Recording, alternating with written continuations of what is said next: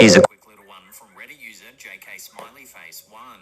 According to the user's post, a fatal motorcycle accident took place a block away from their home. Some weeks later, the user's dogs were barking wildly as though something was outside of their house. Watching the footage captured by their Ring doorbell camera, it seems that something strange may have been caught.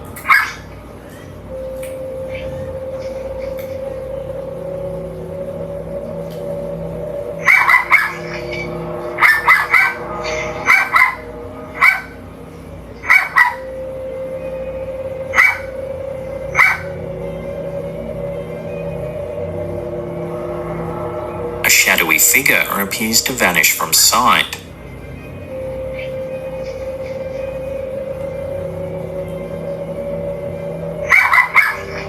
You can hear the user's dogs barking as though they sense something is off.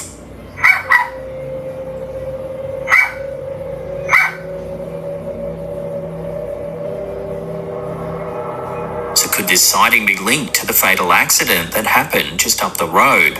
Watch the footage again and make your own mind up.